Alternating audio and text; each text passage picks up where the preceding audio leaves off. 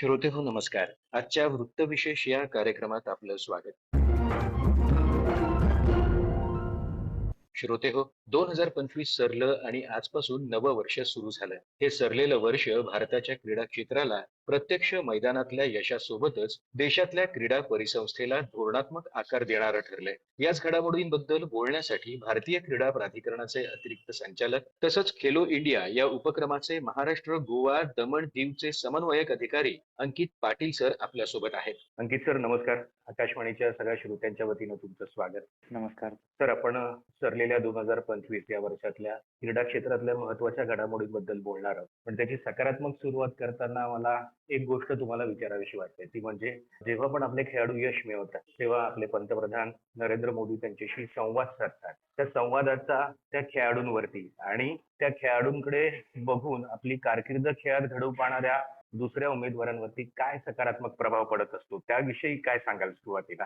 बऱ्याच वेळा आपण बघतो की माननीय पंतप्रधान स्वतःच लाल किल्ल्याद्वारे सुद्धा संदेश देतात. मन की बात मधून देखील खूप वेळा थेट संवाद साधतात आणि बऱ्याच वेळा जेव्हाही कुठलाही आपला संघ ज्यावेळी जिंकून येतो तेव्हा त्यांना पंतप्रधान निवासावरती बोलवलं जात. आता मागे जेव्हा एशियन गेम्स मध्ये खेळाडू जिंकून आले होते त्यावेळी एक मोठा कार्यक्रम पंतप्रधानांनी स्वतः आयोजित केला होता आणि त्याला आपण एक प्रक्षेपित देखील करतो सो दॅट प्रत्येकाला एक बघायला मिळतं की at the top most level सगळ्यात वरच्या लेवलवर सुद्धा कशा पद्धतीने खेळांची एक जाणीव आणि नोट एक घेतली जाते आणि याच्यामुळे आपल्याला असं एक लक्षात येईल की एक नॅशनल प्राईड आपली बिल्ड होते आहे आणि एक राष्ट्रीय अभिमान आपला एक तयार होतो आणि पंतप्रधानांचे जे अनौपचारिक संवाद म्हणा किंवा भेटी म्हणा यामुळे सगळ्यांना एक प्रेरणा आणि आत्मविश्वास एक मिळतो. आणि मला अजून एक गोष्ट इथे नमूद करावीशी वाटते की माननीय पंतप्रधान फक्त जिंकल्यावरच फोन करतात असं नाहीये, तर बऱ्याच वेळा जेव्हा काही घडामोडी अशा होतात तेव्हा थोडक्यात जर मेडल हुकलं, बऱ्याच गोष्टी प्रक्षेपित देखील होत नाही, त्यावेळेस सुद्धा माननीय पंतप्रधान स्वतः फोन करून किंवा स्वतः दूरध्वनीद्वारे संवाद साधून खेळाडूंचा एक उत्साह देखील वर्धन करतात. आणि याच्याने दोन फायदे मला वाटतं झाले.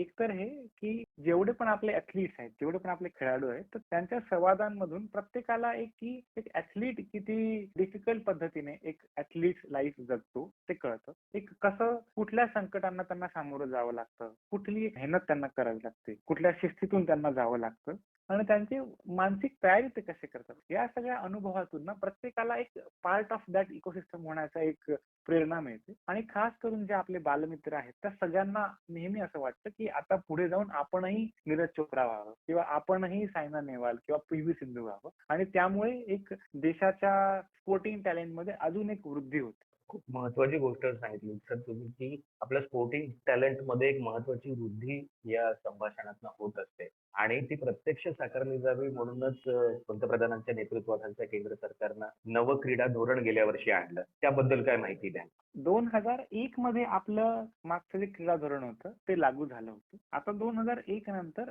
नवीन जे क्रीडा धोरण आहे ते 18 ऑगस्ट 2025 ला ते पारित झालं आणि हा एक खूप मोठा एक ट्रान्सफॉर्मेटिव्ह चेंज किंवा एक संरचनात्मक सुधार आपण केलाय. जर आपण बघितलं तर मागचं जे आपलं धोरण होतं त्याच्यावरती आपला जास्त भर हा कार्यक्रमांवर होता किंवा सहभाग वाढवण्यावरती होता किंवा एक एकंदरीतच एक खेळांचा विकास करण्यावरती. आता हळूहळू आपलं जे क्रीडा धोरण आहे तर त्यामध्ये आपला आता केंद्रबिंदू जो आहे, जो फोकस जो आहे तो परफॉर्मन्सवर आहे. एक स्पर्धात्मकता ज्याला म्हणता येईल किंवा एक कॉम्पिटिटिव्हनेस आणि इंटरनॅशनल एक्सलन्स किंवा जागतिक पातळीवर आपलं काय परिणामकारक एक यश मिळतं त्याच्यावरती आपला खूप जास्त भर या धोरणातून दिसतो. दुसरं म्हणजे या धोरणाद्वारे आपण एक राष्ट्रीय दृष्टिकोन बदलवण्याचा आपला एक हेतू आहे. म्हणजे अगोदर कसं होतं की खेळांकडे जनरली सगळेजण एक छंद किंवा मनोरंजन याच चौकटीतून बघायचे. तर आता हळूहळू खेळांकडे फक्त छंद किंवा मनोरंजन न राहता विकसित भारताच्या एक नव्या चौकटीत जाऊन खेळांकडे प्रत्येकाने एक व्यावसायिकता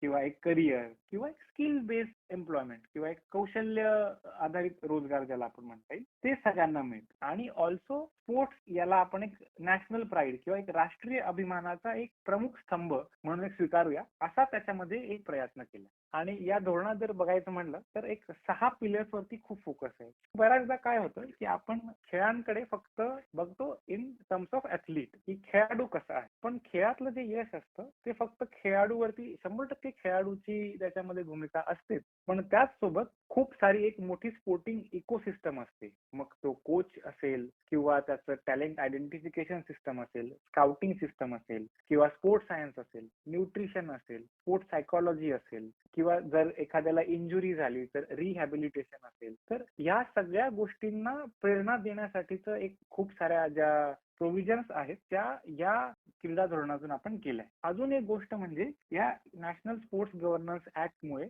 जे क्रीडा संस्था आहेत किंवा जे फेडरेशन्स आहेत त्यांच्यामध्ये ट्रान्सपरन्सी कशी आणता येईल, त्यांच्यामध्ये अकाउंटेबिलिटी म्हणजे उत्तरदायित्व कसं आणता येईल आणि त्यांच्यामध्ये बऱ्याच वेळा आपण बघितलं की खूपशा कोर्ट केसेस झाला तर त्या कशा कमी करता येईल यावर खूप जास्त भर दिला. आणि अजून एक पिलर जो आहे तो असा आहे की एक सेफ स्पोर्ट्स म्हणून एक आता नवीन पॉलिसी आली आहे. त्यामध्ये महिला असतील किंवा आपले बाल खेळाडू असतील तर या सगळ्यांना कसं आपण एक सेफ स्पोर्ट्स म्हणजे देता येईल त्यावर खूप भर दिला आहे. यामध्ये मग नॉट ओन्ली सिक्युरिटी, याच्यामध्ये एक तक्रार निवारण यंत्रणा पण आपण दिली आहे, एक संरक्षणात्मक एक प्रोटोकॉल पण एक दिलाय आणि एक सेफ कोचिंग एन्व्हायरमेंट ते सुद्धा आपण देण्याचा एक प्रयत्न केला. आणि अजून एक याचा जो इंटेंडेड बेनिफिट आहे तो हा आहे जे मला वाटतं की सगळ्यांनी लक्ष देऊन ऐकायला पाहिजे. ते म्हणजे की अगोदर जे खेळांकडे आपण फक्त एक मनोरंजन म्हणून बघत होतो ते चेंज करून आता आपल्याला एक स्पोर्ट्स स्कूल किंवा एक डुअल करिअर म्हणजे की एक एज्युकेशन ऍज अ करिअर आणि दुसरं स्पोर्ट्स ऍज अ करिअर असं या दोघांना कंबाईन करून एक स्पोर्ट्स स्कूल असा एक कॉन्सेप्ट यातून आलेला आहे की ज्यामध्ये बेसिकली ऍथलीट जो आहे तर तो फक्त स्पोर्ट्स न खेळता त्याने एज्युकेशन कडे पण लक्ष दिलं पाहिजे आणि जे आपले विद्यार्थी आहेत त्यांनी फक्त अभ्यासाकडे लक्ष न देता त्यांनी खेळाकडे देखील लक्ष दिलं पाहिजे. असा एक सुसंगत आणि 2036च्या भारताच्या ऑलिम्पिक विजनशी एक लागून असलेलं हे धोरण आहे. थोडक्यात सांगायचं तर मला असं वाटतं की हे फक्त एक धोरणातील बदल नाहीये तर आता तो भारताला एक खेळाडू निर्माण करणाऱ्या धोरणापासून एक जागतिक क्रीडाशक्ती बनवण्याचा एक रोडमॅप या याच्यातून आपल्याला देण्यात आलेला आहे. तर म्हणजे सरकारनं खूप विचारपूर्वक हे धोरण आणलंय आणि ते प्रत्यक्षात कृतीत उतरवण्यासाठी सरकारनं या क्षेत्रासाठीच्या पायाभूत सुविधा आणि गुंतवणुकीच्या कृतीची जोड सुद्धा मागच्या वर्षी दिलेली आपण पाहिली. त्याबद्दल थोडक्यात काय माहिती द्या. मागच्या वर्षी नाही तर मागच्या 10 वर्षांपासून खूप जास्त आपल्याला खेळांमध्ये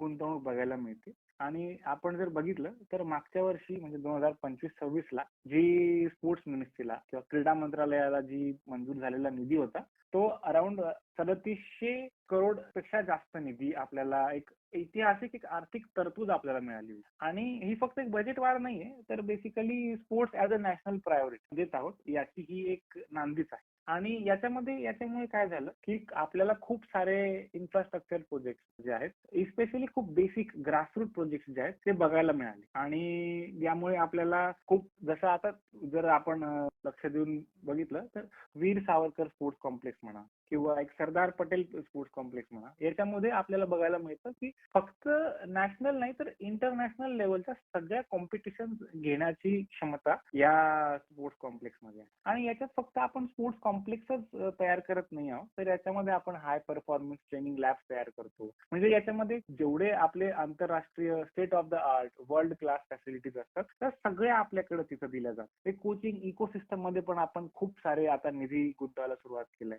आणि सगळ्यात महत्वाचं म्हणजे एक स्पोर्ट्स सायन्स ज्याच्यामध्ये आपलं न्यूट्रिशन येतं किंवा आपलं स्पोर्ट्स सायकोलॉजी येतं तर या ऑल ऑफ दिस याच्या सगळ्यांमध्ये खूप जास्त निधीची आपण गुंतवणूक करतोय सो दॅट एक आपला टॅलेंट पाईपलाईन तयार होते आणि त्याच्यामुळे पूर्ण आपलं खेळ विधा ज्याला म्हणता येईल ती खूप अजून प्रगत होते. याच्यामुळे अजून काही गोष्टींना खूप फायदा मिळाला असं मला वाटतं. एक तर हे की जागतिक दर्जाच्या इंडोर आउटडोर सुविधा झाल्या तर तुम्हाला जागतिक दर्जाच्या कॉम्पिटिशन घेता येत हा एक सगळ्यात प्रमुख मुद्दा आहे. दुसरा आहे की स्पोर्ट्स सायन्स जिथे येतं तिथं रिकव्हरी सपोर्ट पण येतो. म्हणजे जर आपण रिकव्हरी आणि रिहॅबिलिटेशनवर भर दिला तर बऱ्याच वेळा इंजुरी ज्याला पण होते म्हणजे काही जखम होते किंवा इंजुरी ज्याला पण होते तर त्यावेळी खेळाडूला सगळ्यात जास्त सपोर्टची गरज असते. तर या गुंतवणुकीतून त्याकडेही आपल्याला खूप लक्ष देताना दिसलं जातं. आणि तिसरं म्हणजे सतत प्रशिक्षण continuous competition and continuous training या दोघांमुळे आपलं एक टॅलेंट पाईपलाईन खूप तयार व्हायला मदत होते. म्हणजे थोडक्यात जर सांगायचं झालं तर मला असं वाटतं